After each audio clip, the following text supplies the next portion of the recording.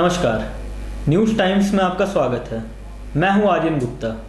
आइए खबरों के सिलसिले में आगे बढ़ने से पहले एक नज़र डालते हैं आज की सुर्खियों पर। जमशेदपुर में कोरोना पॉजिटिव मरीजों का शतक पूरा, स्वास्थ्य मंत्री ने दिए आवश्यक दिशा निर्देश। चांडिल में 3 दर्जन से ज्यादा पशुओं को पुलिस ने तस्करों से छुड़ाया। मानगो में 2 पड़ोसियों के बीच हिंसक झड़प, युवक पर खौलते पानी से हमला। परसूडी में प्रतिबंधित मास्क को लेकर जमकर हंगामा। और स्वास्थ्य मंत्री ने तीनों जिलों के पदाधिकारियों के साथ की अहम बैठक।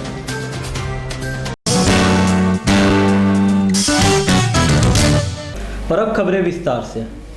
कल 43 पॉजिटिव मरीज पाए जाने के बाद रविवार को 8 और पॉजिटिव मरीज पाए गए। अब जिले में पॉजिटिव मरीजों की संख्या ने शतक पूरा कर लिया है। पूरे राज्य में एक तरह से कोरोना ब्लास्ट हुआ है। यदि पूर्वी सिंहभूम जिले की बात करें तो शनिवार को सबसे ज़्यादा 43 पॉजिटिव पाए जाने के बाद पूरे ज़िले में रेड अलर्ट जारी हो गया है। इधर रविवार को 8 और पॉजिटिव पाए गए। इस प्रकार संक्रमित मरीजों की संख्या अब शतक लगा चुकी है। सभी मरीजों की ट्रैवल हिस्ट्री है। सभी को क्वारंटाइन सेंटर में रखा गया था। ज़िले में संक्रमित मरीजों की कुल संख्या 102 तक पहुँच गई है, जिसे लेकर प्रशासन की भ्रुकुटियाँ तन गई है।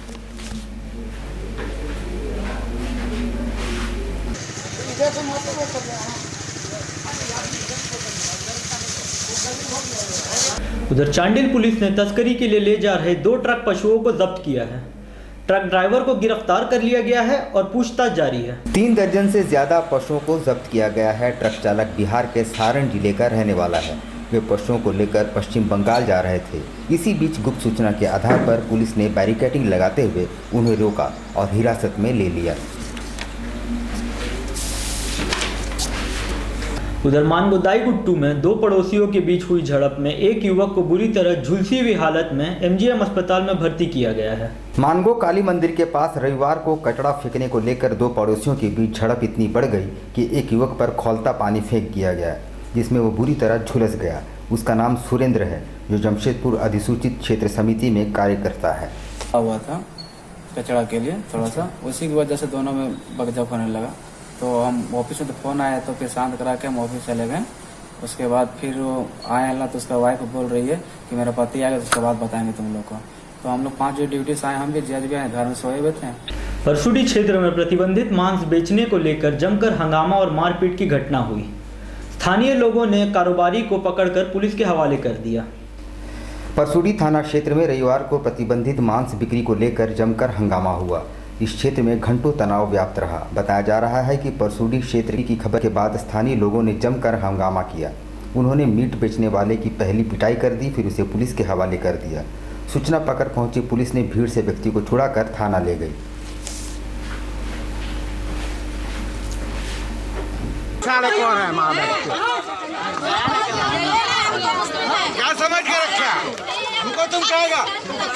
गौमांस लोगों ने पकड़ा।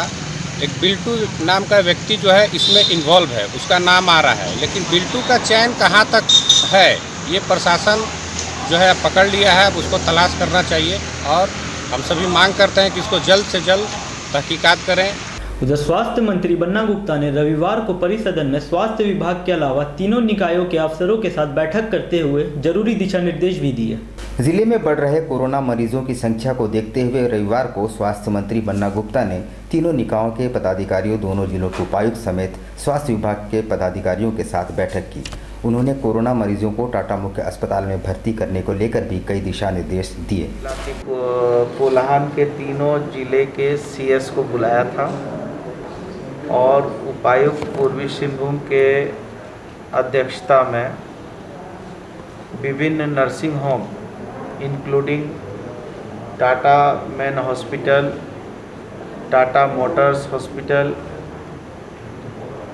मेडिका, ब्रह्मानंद, एपेक्स और भी जितने नर्सिंग होम हैं और ऑल इंडिया मेडिकल एसोसिएशन के अध्यक्ष, उनके सचिव और पदाधिकारियों को बुलाया था। उनसे बैठ के हम लोगों ने बहुत गंभीरतापूर्वक विचार विमर्श किया कि कैसे करके हम इस कोरोना के इस संकट के दौर से हम कैसे व्यवस्थित रूप से बाहर निकलें। अब लेते हैं एक छोटा सा ब्रेक। आप कहीं मत जाइएगा। ब्रेक के बाद खबरों के सिलसिले को जारी रखेंगे हमारे सहयोगी अशफाक। ब्रेक के बाद आपका स्वागत है। केंद्र सरकार द्वारा अनलॉक इंडिया घोषणा के बाद अब लोगों में मिली जुली प्रतिक्रिया है। पिछले 2 माह से लॉकडाउन में रहे खासकर मध्यम वर्गीय परिवार के लोग काफ़ी परेशान हैं। हमारे प्रतिनिधि ने रविवार को लोगों से उनकी प्रतिक्रिया जाननी चाहिए। यहाँ तो बहुत दिन पर दिन लॉकडाउन बढ़ते जा रहा है। यहाँ तो हालत सबकी बहुत गंभीर होते जा रही है। यहाँ खाने का लूट मार होते जा रहा है। यहाँ किसी के पास खाने का पैसा, नौकरी मिल नहीं रहा है, काम कहाँ खोजे, कोई व्यवस्था नहीं है। हालत दिन पर दिन और गंभीर हो। अगर ऐसे ही रहा तो गलत काम करने में मजबूर रहे। भाई देखिए, जो लॉकडाउन जो बढ़ रहा है उससे आदमी लोगों को बहुत परेशानी है। हमारा लोग गरीब आदमी हैं, डेली का ठेला लगा के कमाना है, खाना है। उस हिसाब से हम लोग को ना हम लोग ठेला लगा पा रहे हैं ना कुछ कर पा रहे हैं। हमारा रोजी रोटी नहीं चल रहा है, कैसे चलेगा? जिस हिसाब से कोरोना जमशेदपुर में बढ़ रही है उस हिसाब से तो हमारा निकलना, घर से निकलना ही मुश्किल, मजबूरी हो गया है। जो काम नहीं करने वो करना पड़ा। लॉकडाउन तो हटना चाहिए भैया। मतलब कोरोना से तो नहीं मरेगा, भूख से आदमी मर जाएगा। अभी का हाल क्या है कि मोदी ना आदमी का ध्यान बांट रहा है। जितना गलती कर दिया तो आदमी का ध्यान बांट के हल्का फुल्का लॉकडाउन में ये कर रहा है कि आदमी उलझे रहे। आदमी उलझ के मर जाएगा। इसलिए लॉकडाउन को हटाना चाहिए, नहीं तो कोरोना से नहीं मरेगा आदमी, भूख प्यासा मर। बार सब ठप है, हम लोग बैठे हुए हैं। जमशेदपुर में कोरोना नहीं कर रहा और ठप हो जाएगा। लॉकडाउन खुलना चाहिए। आदमी बहुत परेशान हाल में है, सब बेरोजगारी हो गए। सब बोलना चाह रहे हैं, पहले हम ठेकेदारी में काम करते थे, अब कोई ठेकेदारी में काम नहीं है तो ठेला में लेके सब्जी फल बेचना पड़ रहा है। ना है वो हर का आज खुलेगा, कल 15 दिन भरोसा करता, 15 दिन में खुलेगा, 29 को खुलेगा, 31 को खुलेगा, कोई सुनवाई नहीं हो रहा, आदमी भूखा मर। सरकारी शिक्षकों का एक धारा ऐसा भी है जिन्हें पिछले 7 माह से वेतन नहीं मिल पाया है। उन्होंने एक बार फिर सीएम के नाम एक मांग पत्र।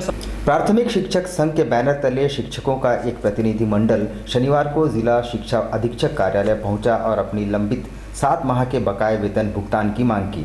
उनका नेतृत्व कर रहे शिक्षक ने कहा कि उनके परिवार के समक्ष भुखमरी की नौबत आ गई है। जिला शिक्षा अधीक्षक कार्यालय में आए हैं। हम लोग माइनॉरिटी स्कूल के शिक्षक हैं। उनका नवंबर 2019 से वेतन नहीं हुआ है। लगभग 7 महीना से वेतन नहीं। वेतन के अभाव में बहुत ही दयनीय स्थिति है। इसलिए हम लोग को वेतन चाहिए नवंबर 2019 से। प्रधान सचिव हैं, उनका आदेश है कि बकाया वेतन जहां से वहां से वेतन दिया जाए, लेकिन वेतन नहीं हो रहा। स्कूल फीस माफ करने की मांग को लेकर जिला भाजपाइयों ने जिला शिक्षा अधीक्षक के कार्यालय का घेराव किया।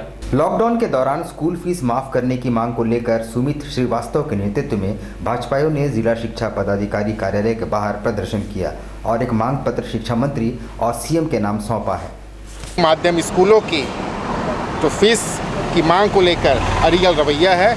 माननीय मुख्यमंत्री जी, आप अविलंब झारखंड की जनता को दर्द पहुंचाते हुए अविलंब कठोर कानून बनाकर और उसकी अधिसूचना जल्द से जल्द जारी करके इससे फीस की मांग को अंग्रेजी माध्यम स्कूलों द्वारा आप इसे निरस्त कीजिए, क्योंकि आज पूरा जमशेदपुर सहित झारखंड आज वैश्विक महामारी कोरोना से संक्रमित है। प्राइवेट स्कूल माफ़ करना एकदम ज़रूरी है, बहुत ज़रूरी है। हम एजुकेशन मिनिस्टर जगन्नाथ महतो से भी बात हुआ और ये ज़रूरी है, बहुत ज़रूरी है। ये सिचुएशन, कोरोना सिचुएशन में अपना पेरेंट्स भूख में मर रहा है और बच्चा लोग को फीस कहाँ से देंगे।